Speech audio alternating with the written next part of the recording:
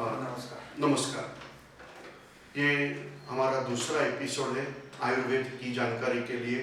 हमारे साथ वैद्य श्री नंद कुमार मुळे जी उपस्थित है और इसके पहले के एपिसोड में उन्होंने आयुर्वेद के बारे में अति मूलभूत मतलब फंडामेंटल ये जो जानकारी दी थी।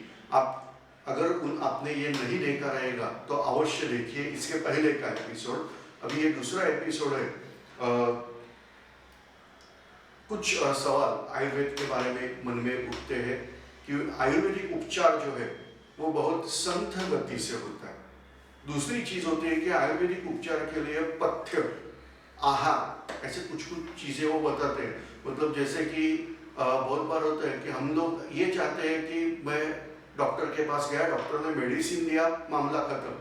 मगर आयुर्वेदिक के बारे में वो बोलते हैं ये खाओ ये मत खाओ। कभी कभी तो लिस्ट देते हैं बहुत बड़ी कि ये चीज़ें खा सकते हैं, ये चीज़ें नहीं खा सकते हैं। तो इसके लिए मैं कुछ जानकारी वैद्यराज से लेना चाहता हूँ कि ये एग्जैक्टली क्या होता है आहार शास्त्र का और पथ्य का। ये जो आप बोलते हैं उसका आयुर्वेद के साथ क्या ताल्लुक है और ये असल में आवश्यक होता है क्या? तो ऐसे है कि आहार जो है आयुर्वेद एकमात्र शास्त्र है कि उसमें ऐसे है कि आहार यही मूल औषधि है। ओके।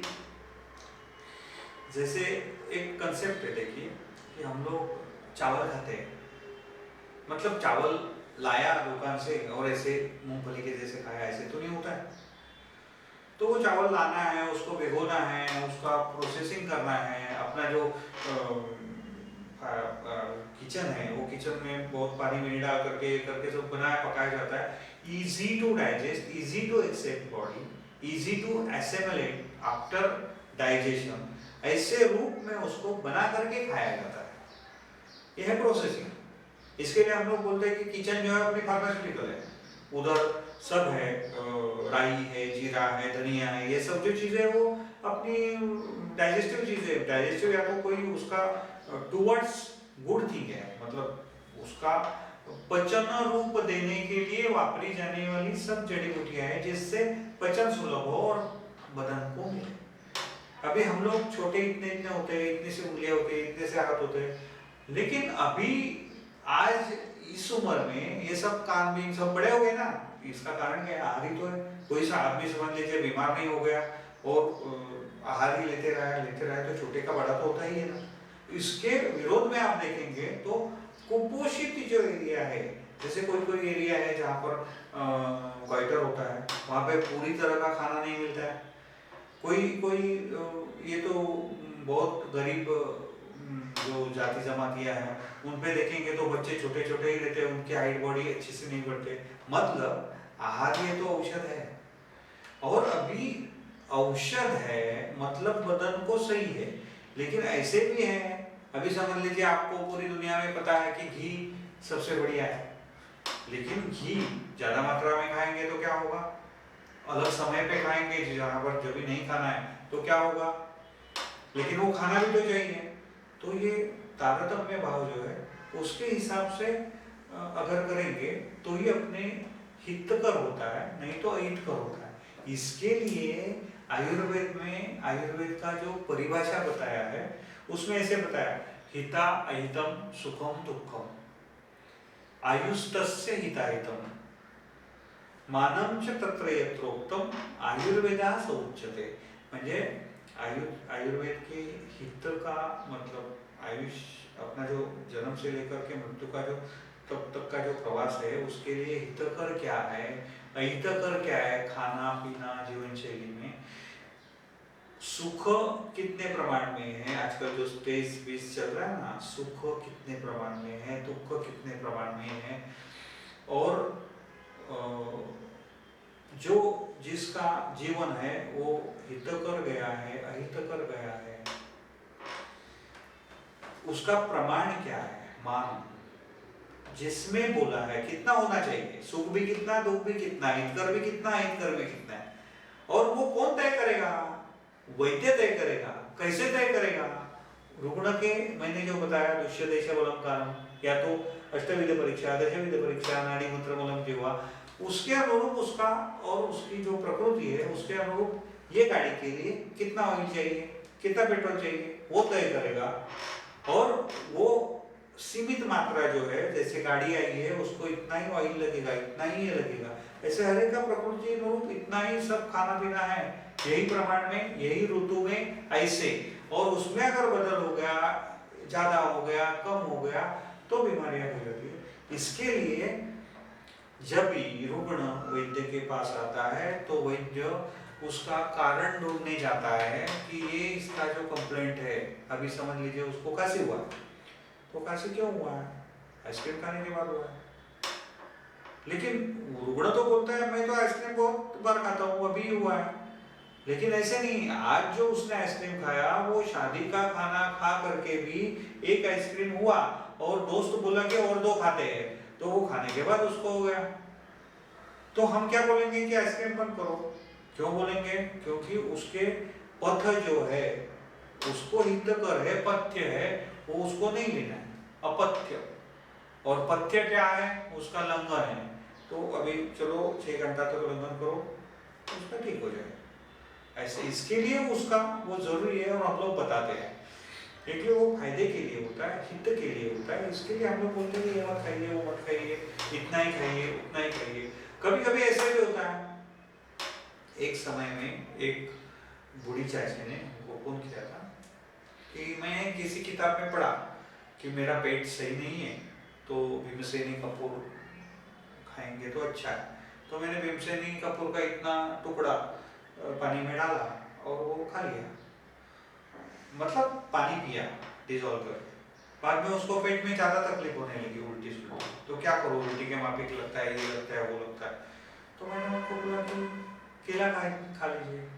तो कभी कभी ऐसे होता है कि हम लोग जो खाने को चीज बोलते हैं ना, पथ्य, ये मत खाइए और ये खाइए, मतलब वो जो है कभी कभी एंटीडोट के समय पे भी काम करता है। तो केला खाने के बाद उसका वजन कम हो गया, तो ऐसे एंटीडोट भी होता है।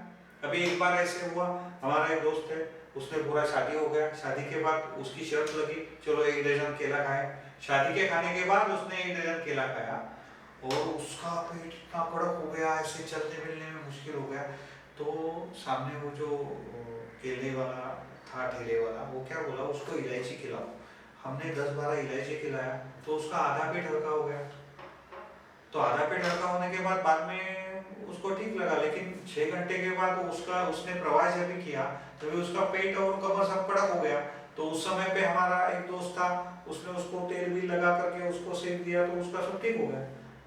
तो ये हित कर क्या है, अहित कर क्या है, ऐसे तारतम्य भाव से समझ करके वैद्य ही आपको बता सकता है, क्योंकि वैद्य को आपको प्रकृति मालूम होता है, आपका इंजन का मॉडल क्या है, कैसे बना है, क्या है, वो सब मालूम होने के बाद वो बताता है, तो उसको बराबर मालूम होता है। ये पथ्य पे हो गया। अभी जो आहार हम लोग बोलते हैं, जैसे आपने अभी जो संवाद किया उसमें से एक चीज समझ में आ गई कि हमारा आहार ही हमारा औषध होता है, शरीर बनने के लिए भी आहार उपयुक्त है। तो आप ऋतु के हिसाब से और आदर्श आहार कैसा होना चाहिए, एक थोड़ा सा जनरल विवेचन आप देंगे तो अच्छा रहेगा कि कौन सी सब्जियां खानी चाहिए और कैसा क्या करना चाहिए, वो थोड़ा सा जरा विस्तार से बता दीजिए। अभी ऐसे है, आप जो प्रश्न पूछा वो व्यापक है, क्योंकि आहार में इतनी सारी वैरायटी है, इतनी सब्जियां हैं, इतने खाने के प्रकार हैं। आज मैं यहाँ पे बोलूँ तो सामने वाला सुनने वाला ध्यान में नहीं रहेगा उसके, क्या करो कैसे करो। लेकिन इतना तो है कि सिंपली आदमी क्या ध्यान में रख सकता है, जैसे ऋतु है वो देखना है आपको। जैसे ठंडी का मौसम है, ठंडी के मौसम में ज्यादा करके क्या होता है, ठंडी के मौसम में पानी कम पिया जाता है, वो रिफ्लेक्स है। तो क्या होगा, उसको कॉन्स्टिपेशन होगा, मोशन ठीक नहीं होगा। तो उसके लिए आयुर्वेद ने क्या बताया, उस समय पे हरी सब्जियां खानी है। और हरी सब्जियां खानी है मतलब पत्ती सब्जियां, पत्ते की सब्जियां, जिससे उनको कॉन्स्टिपेशन नहीं होता है। अभी उसमें गर्मी का ऋतु है, अभी आप 6 ऋतु है, लेकिन 6 ऋतु के हिसाब से आजकल पूरे जग का विचार करेंगे तो ऐसा नहीं कर सकते। इंसान को अगर समझना है तो ठंडा सीजन है, गर्मी का सीजन है, या तो बरसात का सीजन है, इतना ही सोच कर लेना है। तो गर्मी के सीजन में बोलेंगे तो जहाँ पर ज़्यादा गर्मी है ऐसे वहाँ पर मूल की सब्जियाँ खाई जाती है, जैसे कि गाजर है, मूली है, ऐसे जो मूल है वो खाए जाते हैं, या तो सूरण है। ओके, मतलब ऐसे जमीन के नीचे आने वाली जमीन के चीज। नीचे आने वाली चीजें खाई जाती है। तो ऐसे ऋतु के अनुसार, और फल के बारे में भी बोल सकते हैं। आजकल फल तो 12 महीने सब फल मिलते हैं, लेकिन ऐसे नहीं है। वो फल का आपको अभ्यास करना होगा, वो फल एक्चुअली बेसिकली कौन से ऋतु का है। जैसे कि आम है, आम मई महीना वगैरह गर्मी का सीजन है, उसमें तो उसी सीजन में खाना चाहिए। लेकिन आम अगर कहीं पर मिलता हो 12 महीना है तो फ्रोजन करके रखा हुआ है, आपने समझ लीजिए दिवाली के समय में खाया, तो उसका तकलीफ भी होगा। लेकिन फिर भी लोग बोलने वाले, अरे हमने फ्रिज में रखा था, पूरे साल भर 2-2 महीने में खाया और कुछ भी तकलीफ नहीं हुआ, ऐसे कैसे बोलते हैं। लेकिन ऐसे नहीं होता है। उस समय पे उन्होंने खाया, वो इतनी मात्रा में खाया कि बॉडी एक्सेप्ट कर सके, क्योंकि अपत्य या तो अहितकर पदार्थ भी बॉडी का कैपेसिटी होता है थोड़े से इसमें। नहीं तो ऐसे होता था कि दारू का एक बूंद भी लिया तो आदमी लुढ़क जाता था। लेकिन दारू भी थोड़े समय के लिए इंसान को ठीक करती है, बाद में उसकी अति मात्रा होती है, काल भी अति होता है, या तो अलग समय पे ली जाती है तो उसका तकलीफ हो जाता है। ओके, तो आहार के हिसाब से, आपके हिसाब से एक सही आहार, समझो कि हम एक हिसाब करते हैं कि भाई आहार में क्या क्या चीज़ें होनी चाहिए, सब्जियां कौन सी होनी चाहिए, या थोड़ा सा विस्तार से बता देंगे तो। ऐसे है कि एक अपने को ध्यान में रखना है कि 2 प्रकार के लोग होते हैं मोस्टली, एक बारीक और एक मोटे। तो बारीक लोग जो होते हैं उनको बड़ा होना है, और बड़े जो होते हैं उनको छोटा होना है। तो मैं उसके हिसाब से आपको बताता हूँ। चलेगा। तो जो बारीक होता है उसको अगर मोटा बनना है तो उसको ज़्यादा उसको हो जाए बड़ा होने के लिए जो है, मतलब क्या है कि जो हजम करने को ज़्यादा टाइम लगता है और उसमें का ज़्यादा से ज़्यादा पार्ट बॉडी में लिया जाता है, ऐसी सब्जियां खानी चाहिए। जैसे कि सब्जियां या तो फल, अभी समझ लीजिए नारियल है, नारियल कैसे होता है, कड़क होता है, बाहर रखा तो जल्दी नहीं खराब होता है। तो नारियल है, नारियल से उसका तबीयत बन सकता है। या तो सब्जियां भी जो है वो ऐसे फूल की सब्जियां, पत्ते की सब्जियां, ऐसे समझ लीजिए पत्ते की सब्जियां है, तो पत्ते की सब्जी जो है वो पत्ता जल्दी से जल्दी खराब हो जाता है, जल्दी हजम हुआ, जल्दी गया बदन के बाद, तो उसका पोषण मूल्य ज्यादा नहीं मिलेगा। जो चीज ज्यादा समय तक रहेगी बदन में उसका पोषण मूल्य ज्यादा मिलेगा। ऐसे सोच करके आप सामने वाली सब्जियां खाने जरूरी है। क्योंकि आज मैं आपको यहाँ पे बताऊँ तो इंडिया की सब्जियां बताऊंगा, लेकिन देखने वाले तो पूरे जग भर है, तो उनकी सब्जियां अलग अलग भी होगी। लेकिन देखो, वो अगर थोड़ा सा मैं आपको बता देता हूँ, थोड़ा इंडिया की तरफ से बता दीजिए। इंडिया की तरफ से बताएंगे तो ठंडी के मौसम में हरी सब्जियां खानी चाहिए, जैसे पालक है, गोभी है, मेथी है, शेपू है, सुहा, बाद में मूली है। ऐसे सब्जियां ठंडी के मौसम में। गर्मी के मौसम में जैसे कि सूरन है, आलू, अरबी है, अरबी जो रहता है वो खाना है। और बरसात के सीजन में है तो बरसात के सीजन में हवा जैसी होगी, बरसात के समय में पूरे चारों महीने बरसात नहीं होती है, कभी गर्मी होती है, कभी ठंडी होती है। तो उसमें बाइफरकेशन करके ये जो बताया गया है उसके हिसाब से उनको खानी चाहिए ऐसे। ओके, अभी हम लोग बार बार बात कर रहे हैं कि आहार, तो उसमें सब्जियां कौन सी खानी है, सब्जियां कौन सी खानी है।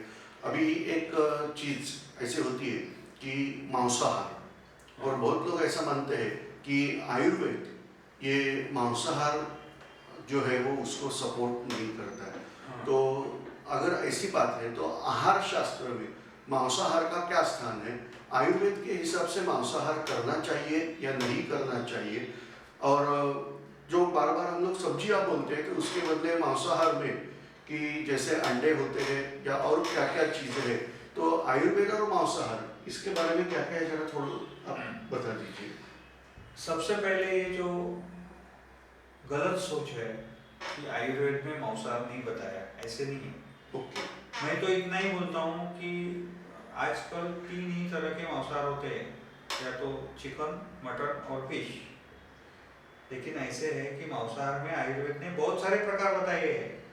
तितर है, लावा है, हरिण है, खरगोश है, ऐसे सब, बकरा है, सब सब तरह के मांस बताए हुए खाने में, और उनका प्रोसेसिंग भी बताया है।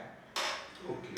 क्योंकि प्रोसेसिंग बताया है मैंने, अभी तो लास्ट एपिसोड में एक आपसे बात की थी कि बाहर की कोई भी चीज़ अगर अंदर लेनी है जिसको ज़रूरी है, तो शरीर को एसिमिलेट हो और डाइजेस्ट हो, उसके हिसाब से उसका प्रोसेसिंग है। उस तरह के मसाले, उस तरह के लकड़ी के ऊपर भूनना, ऐसे। तो मयूर, मोर का मांस खाते हैं, तो मांस अगर एरंड का जो लकड़ा है उसके ऊपर अगर भुना जाए तो वो जहर बहुत होता है, तो वो लकड़ी का भी सोच है कैसे भूनना है वगैरह। तो आयुर्वेद में नहीं है, ऐसे नहीं है। और दूसरी बात ऐसी है कि एक कॉमन सेंस से भी देखा जाए तो हम लोग सब्जियां खाते हैं, ये प्राणी जो है वो बाहर की सब्जियां खाते हैं, और वो उनके डायरेक्ट जो मांस है जिससे जो सब्जियों से बना वो हम लोग सेवन करते हैं। तो अपने बॉडी में सबसे पहले फर्स्ट स्टेज में उसका डाइजेशन ज़्यादा होता है, डाइजेशन का स्ट्रेस, और सेकंड स्टेज में कम होता है क्योंकि मैक्सिमम जो पार्ट है वो रेडीमेड मिलते हैं। तो उसके हिसाब से आयुर्वेद में उसका विचार आया हुआ है। बाकी तो इसके बारे में भी अगर ज़्यादा बोलेंगे तो वो सब व्यापक होगा, क्योंकि आजकल का इसके बारे में चर्चा आती है तभी वो विटामिन क्या है, मिनरल क्या है, फैट क्या है, उसके हिसाब से वो नहीं है। वो दश प्रबलम कारण प्रकृति अनलम होया और दशविध परीक्षा। तो इसका मतलब ऐसा है कि अगर कोई मांसाहार करता है तो वो प्रकृति के लिए हमारे हानिकारक नहीं है, आयुर्वेद में ऐसा कुछ बताया नहीं। बताया नहीं, लेकिन एक है कि मांसाहार करते समय भी उसने क्या चीजें खानी है उसके साथ में, जिससे वो शरीर के लिए पोषक हो, ऐसे भी। ओके। अभी वैद्य जी, एक सवाल मन में उठता है कि कम्युनिटी जैसे होती है कि कुछ कम्युनिटी कुछ नहीं खाते, कुछ कम्युनिटी कुछ चीज़ें ज़्यादा खाती है, या ऐसे कुछ कुछ होता है।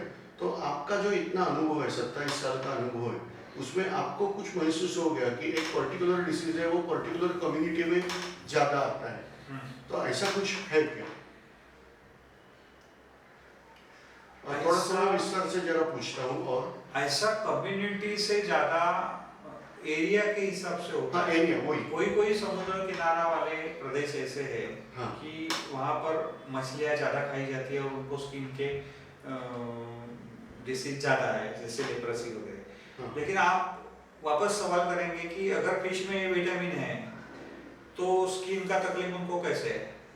वहाँ पर आयुर्वेद की सच्ची कीमत है, क्योंकि आयुर्वेद ने बताया हीन मिथ्याति मात्र का, उसमें कम प्रमाण का सेवन, मिथ्या मतलब कभी ज्यादा कभी कम, नॉट फिक्स, कैसे भी, और अतियोग, वो फिश का अतियोग मतलब मात्रा से ज्यादा। मैंने अभी जो थोड़े टाइम पहले आपको बताया था कि अनुरूप होना चाहिए, बॉडी को एसिमिलेट होना चाहिए, वो विचार न करते हुए केवल फिश फिश फिश और उसका मात्रा नहीं, काल नहीं, कुछ नहीं, तो उसका प्रमाण ये देखा ही जाता है। तो इसके लिए आयुर्वेद ने उसको बोला है कि जब भी मिथ्याहार होता है या तो अध्यशन होता है तो उससे शरीर में एक प्रकार का विष तैयार होता है। तो लोग बोलते हैं कि मैं तो कितने सालों से ऐसे उल्टा पुल्टा खा रहा हूँ, मेरे शरीर में विष नहीं होता है, आप विष नहीं तैयार होता है, मैं तो भी जिंदा हूँ। लेकिन ऐसे नहीं, वो कोई ना कोई रूप में उसका कर्म वो लेना होता है, जैसे कि त्वचा विकार मैंने बोला ना, ऐसे होता है। अभी आहार के बारे में मैं इतना ही आपको बोल सकता हूँ कि अभी थोड़ी देर पहले आपने पूछा था कि आहार कौन सा लेना है, क्या लेना है, उससे अच्छा मैं सबसे पहले एपिसोड में बताया सेंस ऑफ वेलबींग अगर इंसान के पास है तो उसने इतना ही सोचना है कि हितभुक, मितभुक और ऋतुभुक। हितभुक मतलब मेरे लिए हितकर क्या है वो खाना है, मितभुक मतलब जो भी खाना है वो प्रमाण से खाना है कि पूरा पेट ना भरे, आधा भरे। और ऋतुभुक, ऋतु के अनुसार तो अभी हमने बताया, ये पहली बात।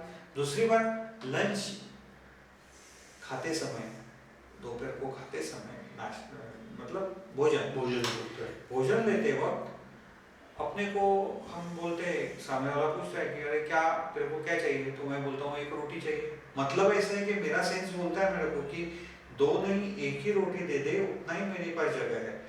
तो अपने पास जगह का सेंस सोच करके वो जगह के आपको 4 भाग करने हैं। 50% जो है वो आपको घन द्रव्य, जैसे कि कोई चावल है, रोटी है, ऐसे घन पदार्थ जो है, सब्जी है, उससे भरना है।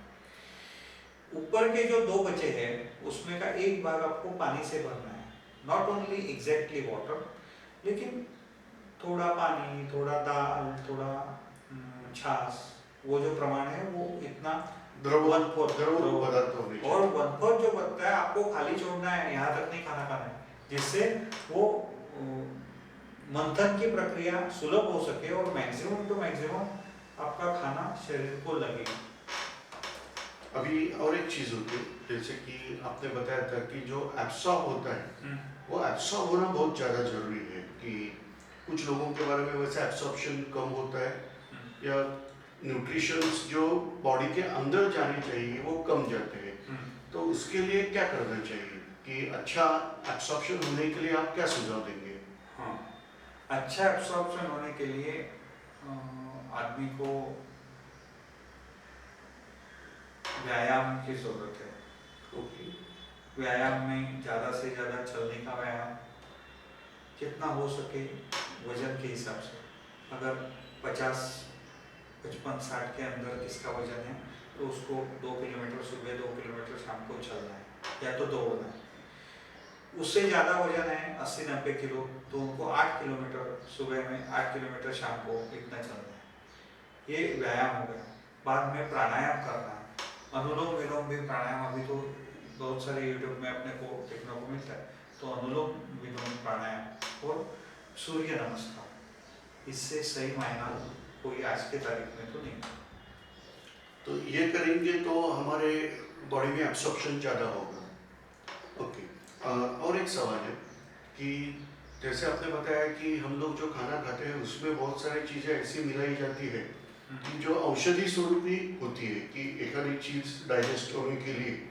तो वैसा एक सवाल मन में उठता है कि जैसे कि अभी पूछा था मांसाहार, तो वैसे ही ओनियन, प्याज जो है और गार्लिक जो है उसके बारे में बहुत चीज़ें होती है। जैसे कि हमारे इधर कुछ कम्युनिटीज़ है जो बोलते हैं कि लाइफ में कभी भी ये मत खाओ। कुछ कम्युनिटी वाले बोलते हैं कि ये जो बारिश के 4 महीने का सीज़न होता है उसमें ये प्याज और लहसुन मत खाओ। कुछ लोग बोलते हैं कि ये खाओ वो मत खाओ, कुछ लोग वो वर्ज्य मतलब त्याज्य करते हैं। तो आहार में ये प्याज का और लहसुन, गार्लिक, इसका इम्पोर्टेंस क्या है? ऐसे है कि प्याज और लहसुन, ये जो 2 चीज़ें हैं उससे हजमा अच्छा होता है, पेट की बीमारियां कम होती है, थोड़ा सा कोलेस्ट्रॉल कम होता है। और आजकल जो इकोस्प्रिन वगैरह गोलियां ली जाती है ना खून पतला रखने के लिए, हाँ। वो मैं पतला नहीं बोल रहा हूँ, लेकिन जन्मजात प्रकृति के हिसाब से जितना तरलता खून में होनी चाहिए उतनी रखने का काम प्याज और लहसुन करती है। एक है कि हम लोग खाना खाते हैं, उसका ज़्यादा से ज़्यादा हिस्सा खून में जाता है और अपने अपने बॉडी के हर जगह पे मिलता है। तो खून में जो खाने का जो पार्ट होता है वो खून के स्वरूप तरल होना चाहिए, वो तरल लगने का काम कांदा और प्याज, ये 2 चीज़ें करती है। ये हो गया साइंस। अभी कम्युनिटी के हिसाब से कोई कम्युनिटी बोलते हैं कि प्याज मत खाओ, कांदा मत खाओ, लेकिन वो तो उनकी सोच है कि उनकी कम्युनिटी के हिसाब से उनको नहीं खाना है, ठीक है, अच्छा है। क्योंकि उसका कारण भी अलग है कि ऐसे बोलते हैं कि अतियोग में जो बात की थी ना, हीना मिथ्या थी, तो अतियोग में अगर वो चीज़ें खाई जाए तो ब्रेन के ऊपर जो असर है वो असर इवन मांसाहार करने के बाद भी एकदम मंद हो जाता है। तो जो लोग पठन पाठन करने वाले पहले जमाने में थे और बुद्धि का काम करने वाले, उनका स्लो हो जाना ये अतियोग से हो सकता है। मतलब ये जो प्याज है, लहसुन है, ये चीजें ये अति नहीं खानी चाहिए। हाँ, और अभी ऋतु के हिसाब से आपने बोला कि ये 4 बरसात के मौसम में आषाढ़ से कार्तिक तक नहीं खाया जाता है। तो बरसात का से होता है कि डल सीजन होता है, आयुर्वेद में उसको दुर्दिन बोला है। क्या? जिस दुर्दिन मतलब बुरा दिन, क्यों बुरा दिन? जब भी सूरज नहीं दिखता है, बादल छाए हुए हैं, ऐसी हवा में एक्चुअली हजमा ठीक नहीं होता है। उस समय पे आपको उपवास करना है, या तो आपको हल्का खाना खाना है। लेकिन वो सोच नहीं है, करके सीधे से बोल दिया है कि ये बरसात के सीजन में ये तो 4 महीने में कुछ मत खाओ। ये शास्त्रीय कारण हो गया। अध्यात्म के हिसाब से बोलेंगे तो देवशयनी एकादशी और देव उत्थानी एकादशी, ये जो है वो 4 महीने के सीजन में बहुशः वातावरण में अदला बदल होती है, करके कुछ मत खाओ, चलो अध्यात्म करो, उपवास करो। उपवास मतलब ऐसे बोलते हैं वापस कि साबुदाना खाओ, बटाटा खाओ, ऐसे नहीं होता है। उपवास बोलेगा तो उपवासनम मतलब कुछ भी न खा के थोड़ा सा जितना जान रहे उतना पानी भी नहीं आता, हल्का कुछ खा करके भगवान के सामने ज्यादा से उपवेशन करो, बैठो, ऐसे वो उपवास का। मैं यही टॉपिक पे आने वाला था कि बहुत पैथीज जो आती है उसमें ऐसा बोला जाता है, जैसे नेचुरोपैथी एक चीज है, वो बोलते हैं कि आरोग्य स्वस्थ रखने के लिए आपको उपवास, मतलब इंग्लिश में जिसको फास्टिंग बोलते हैं, उसकी जरूरत है। मतलब कुछ मत खाओ। मैंने तो ऐसा सुना था कि पहले ऐसे करो, सिर्फ शाम को खाना छोड़ दो, उसके बाद ऐसे करो कि पूरा एक दिन बिना खाए रह जाओ, फिर बोला कि 3 दिन रह जाओ, ये प्रैक्टिस हो गई। तो ऐसे करके अगर 15 दिन आप बिना खा के रहेंगे तो आपकी बॉडी बहुत अच्छी तरह से शुद्ध हो जाती है। तो ऐसे कुछ कुछ शास्त्र पढ़ाए गए हैं। जैसे कि आप बोल रहे हैं कि आहार की जरूरत है, बॉडी बनने के लिए ये आहार चाहिए, तो इसमें से कौन सा शास्त्र आप बोलेंगे कि उपवास, मतलब वो भगवान वाला उपवास नहीं, जो हम लोग फास्टिंग बोलते हैं, बिना खा के रह जाओ, तो उससे बॉडी के ऊपर कुछ हानिकारक परिणाम होता है क्या, और क्या क्या हो सकता है? ऐसा है कि कोई भी शास्त्र जो है वो कुछ तो सोच करके बनाया हुआ होता है। तो नेचुरोपैथी की ही ये सोच भी अगर एक तरह से देखेंगे तो गलत नहीं है, क्योंकि हमने अभी जैसे चर्चा की कि ये शरीर के लिए आहार चाहिए, लेकिन जो आदमी अति योग से खा खा करके बड़ा हो गया है, उसके हर एक ऑर्गन के ऊपर उसका कुछ ना कुछ इफेक्ट हो गया है। तो फर्स्ट काम क्या है कि उसका सेल्यूलर लेवल पे छोटी छोटी पेशियों के बाल जो रहते हैं, स्रोतस रहते हैं छोटे छोटे, वहां पर उसको हजमा होना है। और वो हजमा अगर करना है तो सबसे पहले लंघन ही दवा है। तो उसमें लंघन के प्रकार है, वो प्रकृति अनुरूप व्यक्ति के सापेक्ष और उसके जो बीमारियां हैं उसके अनुरूप किए जाते हैं। जैसे कि लंघन पूर्णतः लंघन मतलब पानी भी नहीं, थूक भी नहीं लेना है। दूसरे द्रव आहार लेके भी लंघन किया जाता है, मतलब केवल पानी पीना या तो सूप भी पैसे। तीसरा जो बोला जाता है वो आधा खाना, जो खाते हैं उसका आधा खाना और नहीं खाना। और चौथा बोला जाता है कि आपने जो वैसे बोला कि सुबह खाओ शाम को मत खाओ, या ऐसा करके उद्देश्य एक ही है कि स्रोतो एवं पुरुषा, हर एक अपना जो शरीर है वो छोटे छोटे स्रोतस जो है उससे बना हुआ है। तो वो हर एक श्रवण होने के जो चैनल्स है वो चैनल्स क्लियर होने के लिए ये लंघन मात्र या तो उपवास उपयोगी होता है। ओके वैद्यराज, जब भी अभी हम लोग सब ये संवाद कर रहे थे तभी आपने बताया कि मद्य अगर थोड़ी सी मात्रा में लिया तो ठीक होता है। तो क्या आयुर्वेद मानता है कि मद्य ये आदमी के लिए उपयुक्त है, मानव जाति के लिए उपयुक्त है? ऐसा आयुर्वेद मानता है कि आयुर्वेद के हिसाब से मद्य एक सदैव अहितकारक है। थोड़ा सा विश्लेषण मद्यपान और आयुर्वेद ऐसे करके बता दीजिए। सबसे पहले एक जो समझ है आपकी कि आयुर्वेद ये मानता है क्या, इसका मैं एक सादा सा उदाहरण बोलता हूँ कि अरे आजकल बोलते हैं कि सरकार ने ये नहीं किया, सरकार ने वो नहीं किया। अरे सरकार मतलब कौन? आप और हम, वही सरकार है।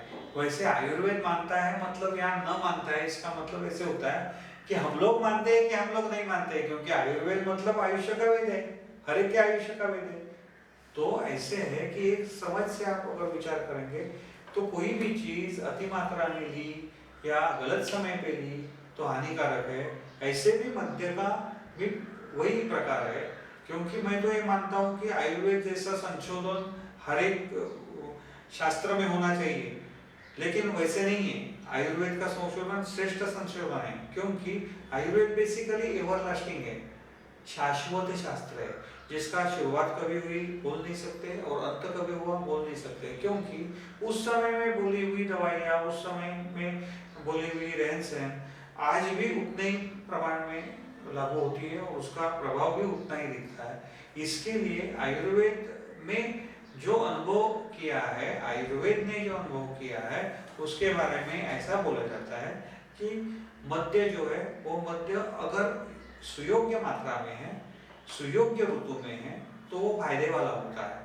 अभी समझ लीजिए ठंडी का मौसम है, ज्यादा ठंडी हो गई और आदमी ऐसे ठंडी से हिलने लगा, तो आदमी को थोड़ी सी मद्य ले तो उसका अंदर गर्मी महसूस होती है और आदमी ऐसे ही ठीक होता है। ऐसे तो कोई भी मांसाहार करेगा उस समय पे तो भी ठीक रहता है, क्योंकि ऊर्जा मिलती है।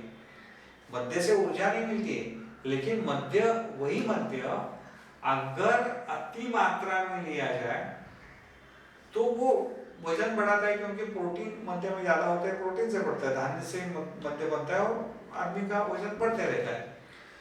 लेकिन जिसको मांसाहार नहीं करना है वो क्या करेगा बेचारा, तो थोड़ा प्रमाण में मद्य लेगा और उसके अंदर से स्वेदन हो जाएगा, सेक हो जाएगी अंदर से, तो उसको ठंडी महसूस नहीं होगी। ऐसे ही गर्मी के सीजन में अगर उसको लेना ही लेना है मद्य, तो आयुर्वेद ने जो प्रमाण बताया है वो प्रमाण के हिसाब से उसमें थोड़ा सा गुड़ डाल के लेना है, तो उससे रुक्षत्व नहीं आएगा शरीर में। गुड़ मतलब जगरी। जगरी, तो जगरी अगर डालेंगे और दीर्घ कालास्थित मद्य मतलब जुना से जुना मद्य लेना है और गुड़ डाल के लेना है, जिसका उसका गैसेस होना, पेट में पेट की तकलीफ होना, ये मद्य से प्रभाव जो है वो होते नहीं। लेकिन योग्य मात्रा में मद्य लिया तो अपने हृदय के लिए भी पोषक है। ओके, एक नई जानकारी मिल गई, क्योंकि सरासर हम लोग मानते हैं कि मद्य ये हानिकारक होता है, और बहुत बार ऐसे सवाल मन में उठते हैं जिनको आयुर्वेदिक औषधियों के बारे में पता होता है, तो उसमें अरिष्ट, आसव ये नाम की कुछ तो दवाइयाँ होती है, वो बॉटल पे लिखा रहता है कि self generated alcohol not more than 12.5%, ऐसे कुछ तो लिखा रहता है। आप अगर बियर में देखेंगे तो मद्य की मात्रा, तो जो एक्टिव कंपोनेंट है इथाइल अल्कोहल, उसकी मात्रा बियर में 4% से लेकर 10% तक होती है, और आयुर्वेदिक ये औषधियाँ है उसमें कभी कभी 12.5% इतनी ऊंची जाती है। तो क्या ऐसे कुछ जो मद्य औषधियाँ है वो अल्कोहल आयुर्वेदिक करके हम लोग लेते हैं ही ना उसके हिसाब से, तो उसका कुछ दुष्परिणाम नहीं होता है क्या बॉडी में? उसके बारे में थोड़ा सा एक विश्लेषण दीजिए। जो चीजें अपने को निसर्ग ने दी हुई है उसका कोई दुष्प्रभाव नहीं होता है।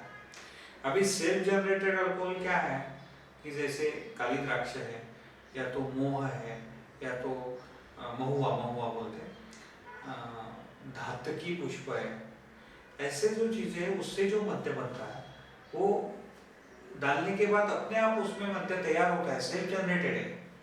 और ये जो बाकी सब मद्य है उसमें अल्कोहल बाहर से ऐड किया हुआ रहता है। जो अपने आप मद्य बनता है उसका बदन में एसिमिलेशन अच्छा हो जाता है, उसको रिफ्लेक्स बॉडी का उतना बेकार नहीं आता है। ये जो बाहर से डाला हुआ रहता है वो कितनी मात्रा में है, उसका कॉन्सेंट्रेशन क्या है, पीएच क्या है, वो सब अलग अलग होते हैं। वो अपने आप जो है उसका एक नहीं होता है। और दूसरी बात,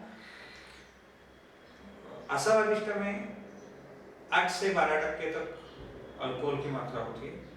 बियर में आपने बोला 8% तक होती है, 8% तक। लेकिन परसेंट मतलब क्या है, दारू अगर अभी देखेंगे विस्की है तो विस्की में 42-48% तक होती है। तो विस्की का पेग अगर आदमी ने लिया तो एक पेग में 60 ml में वो हिसाब से कितनी जाएगी, समझ लीजिए 24 ml तो जाएगी अल्कोहल की मात्रा।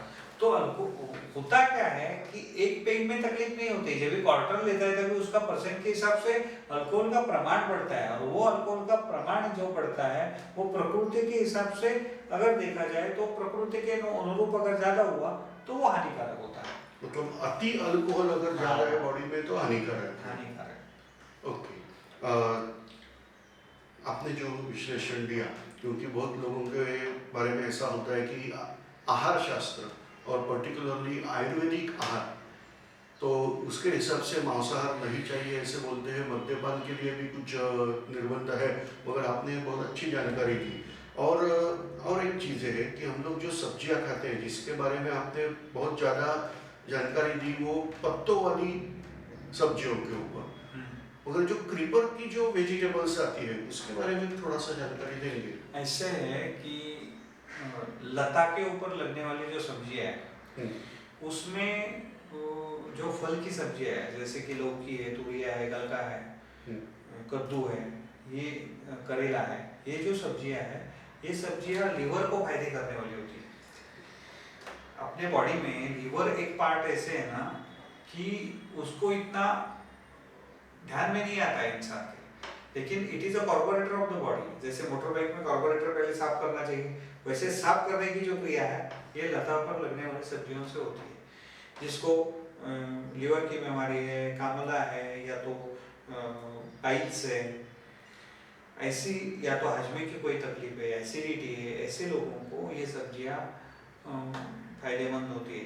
लेकिन एक है कि सब्जियां मतलब बहुत सारे लोग कंफ्यूज करते हैं कि अरे मैंने तो लौकी की सब्जी खाई, लेकिन लौकी में डाला था मालवाड़ी मसाला, या तो तड़का ज़्यादा, तो ज़्यादा तीखा करेंगे तो उसका तकलीफ होगा, लेकिन उसका मसाला भी सौम्य होना चाहिए। ज़्यादा करके धनिया जीरे का पाउडर, कांदा लहसुन और लाल मिर्ची का पाउडर, ये जो मसाला है पूरे जग भर अगर वापरे जाए तो उसका कोई भी सब्जी में ज़्यादा करके तकलीफ होने की संभावना है नहीं। मतलब जो हम लोग स्पाइसेस मसाले यूज करते हैं, उसकी मात्रा अधिक नहीं होनी चाहिए। हाँ, तेल जो यूज करते हैं, तेल की मात्रा भी नहीं, उतनी ज्यादा नहीं होनी चाहिए। उसमें क्या है कि तेल की, मसाले की मात्रा में अगर बोला जाए तो काला मिरी और हरा मिर्च, ये दो चीज़ें हैं, वो दो चीज़ें समझकर खाने में डालनी चाहिए। जैसे कि कोई कोई लोग तड़के में हरा मिर्च डालते हैं, तो जिसको नहीं जमता है वो तड़के में न डाल के सब्जी के साथ डाले, और जैसे सब्जी उबालने लगे चिमटे से वो टुकड़े बाहर निकाले। ये हरा मिर्ची के बारे में। काला मिरी जो है, काला मिरी वर्ज करना ही सही है। काला मिरी भी खाने का तरीका है, जिसको दही नहीं जमता है खाने में, जिसको पेरू नहीं जमता है, जिसको केला नहीं जमता है, उसके अंदर वो अगर काला मिरी डाल के खाए तो उसको तकलीफ नहीं होता है काला मिरी का, और वो फल का भी पचन अच्छा हो जाता है। ये हो गया मसाले के बारे में। और आपने क्या पूछा था? और तेल तेल ज्यादातर। तेल तेल का जो है, वो तेल का भी आजकल बोलते हैं तेल से कोलेस्ट्रॉल बढ़ता है, तेल ज़्यादा रहेगा तो ये होता है, मूंगफली वापरेगा तो ये होता है। ऐसे ये समझ है, मात्रा जो है वो अधिक होने से होता है। कोई भी सब्जी बनाएंगे तो एक ध्यान में लीजिए, घर में जो भी सब्जी बनता है तो कोई सब्जियां छिलने के बाद इतनी होती है और पकाने के बाद उसका प्रमाण कम होता है। कोई सब्जियां उतने की उतनी ही रहती है, और कोई सब्जियां छोटी होती है, पकाने के बाद बड़ी होती है। तो एंड प्रोडक्ट अपना जो है वो सब्जी का प्रमाण ध्यान में रख करके अगर तेल वापरे तो वो तेल से कोलेस्ट्रॉल नहीं बढ़ता है। जैसे कि अभी आपने अपना गलका है, या तो इसकी सब्जी ली, वो छिलने के बाद इतनी हो गई, तो वो तो कम ही होने वाली है। तो अगर वो 25% कम होती है तो वो मात्रा समझ करके तड़के में अगर तेल उसका प्रमाण कम करेंगे तो उसका तकलीफ नहीं होता। ओके। और अभी आपने जैसे बताया कि ये जो क्रीपर के ऊपर जो आती है सब्जियां, वो लीवर के लिए बड़ी अच्छी होती है। तो जिनको मद्यपान करने की आदत है, उन्होंने ये सब्जियां ज़्यादा खाई तो लीवर के ऊपर जो असर होता है उसका, जो मद्यपान करते हुए लीवर खराब होती है ऐसे बोलते हैं, तो उसके लिए कुछ लाभ मिलते हैं क्या? सबसे पहले एक ध्यान में रखिए कि कारण के बिना कार्य नहीं। अपने बदन में जो कोई भी चीज़ उल्टी पुल्टी हो जाती है, वैधी हो जाती है, तो उसका कारण कोई ना कोई रहता है। वो खाना खाने में भी कारण होता है, या तो रहन सहन में भी कारण होता है। जैसे अभी ये समझ लीजिए बिल्डिंग है, तो बिल्डिंग जो है वो आज गिर गई, तो पब्लिक बोलते हैं पोली हो गई करके गिर गई। नहीं नहीं, ऐसे भी बोलते हैं कि एक ट्रैक्टर जा रहा था, उसका धक्का पड़ गया तो गिर गई, लेकिन वो क्यों गिरी? वो पोली थी। पोली क्यों थी? उसका जो मटेरियल है वो सही नहीं था। ऐसे अपने बदन में जो भी कोई बीमारियां है तो वो बीमारियां होने का एक कारण होता है, या तो रहन सहन में, या तो खाने पीने में, ऐसे कुछ ना कुछ होता है। अभी आपने जो बताया लीवर के बारे में, तो ज़्यादा करके ज़्यादा तीखा खाने वाले लोग, या तो ज़्यादा असमय खाने वाले, मतलब भूख ऐसे ही निकालना है और जब भी भूख नहीं है तभी भरपूर खाना है, या तो दारू पीना है। ये 3 वजह से होती है। अगर दारू पीने वाला इंसान है और वो अगर ये, या तो ये दो, बाकी जो 2 कारण बताए वो 2 कारण है, वो कारण अगर दूर करेंगे और ये सब्जियां खाएंगे तो लीवर को ठीक होता है। क्योंकि निदान परिवर्जन, वो जो कारण है वो दूर होना पहली ट्रीटमेंट है, तो ही वो सब्जियों का रिस्पांस मिलेगा। नहीं तो कल उठ के ये सब देखने वाले लोग प्रतिक्रिया में डालेंगे, अरे मैं तो रोज दारू पीता हूँ और मैं लौकी का रस पीने लगा, लौकी का सब्जी खाने लगा, फिर भी मेरा लीवर ठीक नहीं होता है। अरे लेकिन तूने दारू तो चालू रखा है ना। क्योंकि दारू के बारे में अभी तो हमने बताया कि बोलते हैं केवल 1 बियर पीता हूँ, लेकिन 1 बियर की बाटली में 8% बोलेंगे तो 655 ml में 8% कितने होते हैं? तो 80, 8 48 और कितना, 50 का। मतलब उतना 52 ml तक आप अल्कोहल ले रहे हैं, ऐसा सोचो। 650 ml तक बियर ले रहे हैं, ऐसा मत सोचो। तो उससे वो सबसे पहले दारू बंद करेंगे, या तो जो कारण है तीखा खाना कम करेंगे, या तो असमय खाने का प्रमाण कम करेंगे, तो ही ये सब उपाय करके उसका फायदा हो सकता है। ओके, वैद्यनाथ जी, आपने बहुत अच्छी जानकारी दी है। तो ये हमारा दूसरा एपिसोड हम लोग यहाँ पे ख़त्म करते हैं, और अभी आगे वाले एपिसोड में हम लोग औषधियों के बारे में बात करेंगे। अगर आपको कुछ संवाद करना है वैद्यनाथ जी के साथ, आपकी कुछ समस्या है, तो जो जैसे बताया है आपको कि हर एक एपिसोड के शुरू की स्लाइड में और एंड की स्लाइड में वैद्यनाथ जी का दूरभाष क्रमांक उसमें दिया हुआ है, तो आप उनसे संदेश भेज दीजिए, क्योंकि वो तो समय निकाल के आपको प्रतिक्रिया दे सकते हैं। तो आप ये दूरभाष क्रमांक पे संदेश, जैसे मैसेज है, मैसेज किया कीजिए, तो वो आपके साथ संवाद कर लेंगे।